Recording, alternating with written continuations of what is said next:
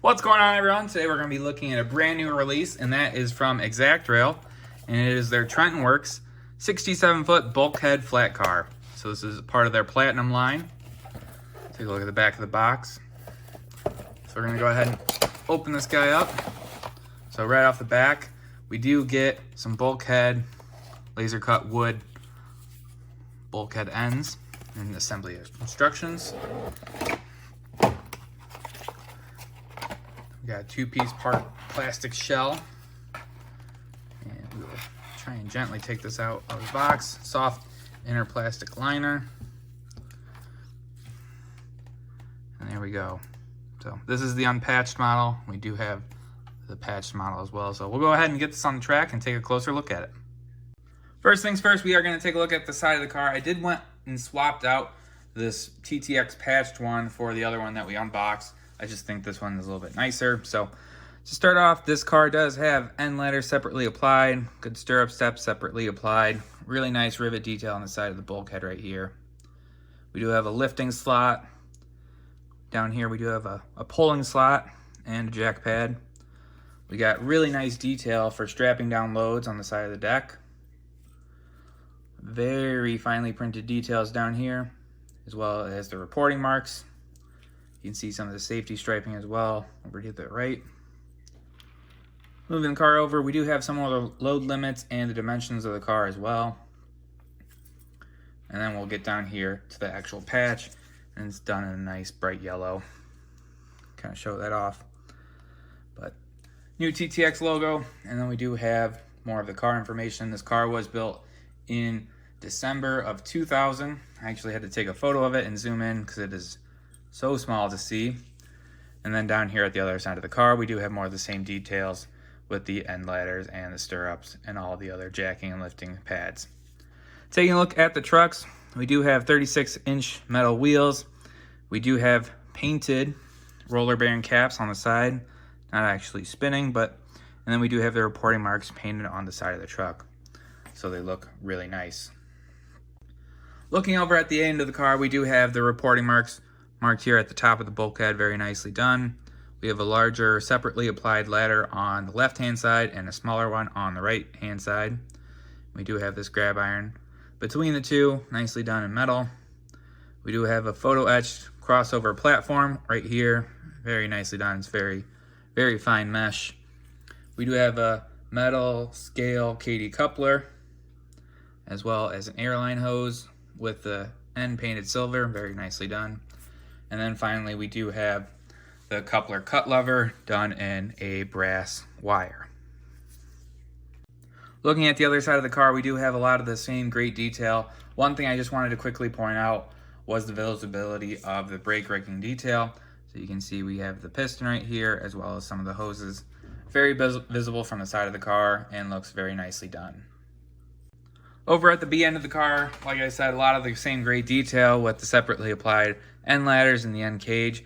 We do have the brake wheel and the brake chain going down, and we do have a different crossover platform that's photo etched and has a little notch out for the brake chain, and then the chain does grow onto the underside of the car to the linkage system.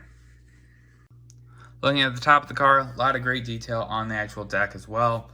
You can see we have all the little posts and markings that would be used to strap down some of the larger loads, as well as we have this large white line running down the half of the car to kind of split it up and make sure you're loading the car evenly.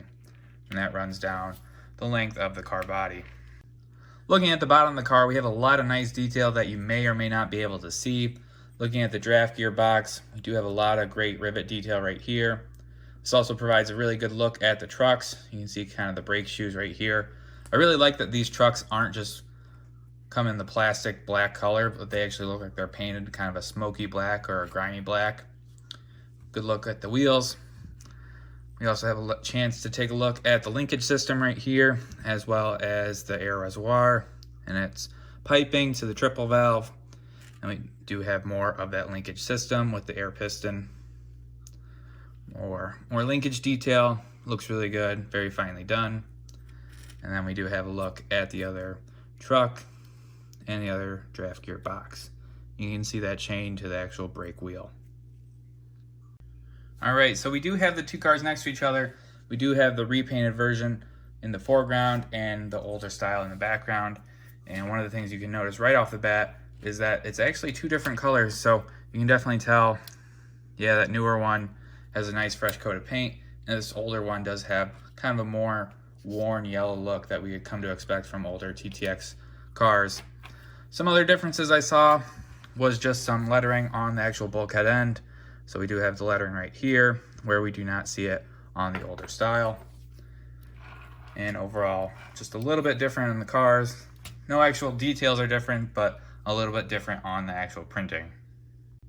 Included with the bulkheads are some laser cut wooden bulkhead ends. You can see here we got some really nice rivet details down the sides and down the middle. And these can be cut out and installed on the actual bulkheads by just putting a little bead of glue on the edges of the bulkhead and installing it. I'm not going to install mine now just because I do not want to have them while I'm weathering the actual car. Taking a look at the coupler heights, we're over on the A end and it is pretty close to the money, maybe a smidge high, but overall pretty good. We'll go ahead and flop over to the B side, and yeah, it's a little bit low. Went ahead and checked out the older style as well, and that was high on both sides as well. All right, so we're gonna quickly weigh the models. These cars are 9.5 inches long, so they should be 5.75 ounces per the NMRA. And this first car is 3.35 ounces. We'll throw it over in grams, and that is 95 grams. We'll take this one off and check the older style. And it is 95 grams as well, 3.38 ounces. So these cars are quite a bit underweight, so you may have to rely on adding weight through loads or other means. There's not a lot of space on the underside of these cars, so it might be a little bit tricky adding weight. All right, so now that we've gotten a pretty good look at these cars, we're gonna go ahead and throw them on the track, get a few laps under them, and then I'm gonna go ahead and give you my final thoughts and give the cars an overall score. Throwing up the rubric to see all the scoring categories, we'll start with the packaging. The model arrived damage-free and should be a good box for long-term storage and transportation, so 5 out of 5 points. The paint on the two bulkheads is overall pretty good. I really like the differences in the paint colors for the two different versions. The letters are very sharp and crisp and legible under magnification. The reporting marks do have a little bit of bleed through though, due to the white paint over the black paint, so I will take away 1 point. Looking at the accuracy, I looked through quite a bit of prototype photos. The car matches pretty well overall. I found a lot of photos of the unpatched version, but could not find any recent photos of the patched version. It did appear that every model version was missing a set of grab irons on the top of the bulkhead, so I'm going to take away 1 point. The details on the model are fine and nicely done, while using several brass wire parts and should hold up well to moderate handling. The majority of the details are separately applied, however some of the details found on similarly priced freight cars are absent from this ExactRail model, so I'm going to take away 2 points. The couplers are scale metal couplers and shouldn't need to be replaced for most modelers. They do not include a magnetic trip pin, so that may be an issue if you use magnetic blocks for decoupling. Out of the 4 coupler heights measured, 3 of them were out of band high or low, so I'm deducting 2 points. The 36-inch metal wheels are all engaged and made of black and brass. The trucks are very nicely done with the reporting marks printed on the side and the painted bearing caps, but several other companies at this price point offer spinning roller bearings and believe this should have been included, so I'm deducting 1 point. The out-of-the-box operations for this car is pretty sound, as the metal couplers are fantastic and a go-to for many serious modelers. The car also rolls very nicely under the wheels. The one downfall is that the car is quite a bit underweight and would almost require the weight to be added as a load, as there is not much room under the model to hide the additional weight. The car offers good detail at a competitive price point compared to other bulkhead flat car models from other manufacturers. I am going to take away 1 point due to some of the more premium details like wooden decks and spinning bearing caps not included. I feel that the details are executed very nicely and the car has risen to ExactRail standards. But this is the same car produced 2 years ago with no major changes except for an $11 price increase, so I'm going to take away 1 point. Tallying up the scores, we get a 90 out of 100, which is an A on a grading scale. This puts the car 9th out of the 15 cars I have recently done.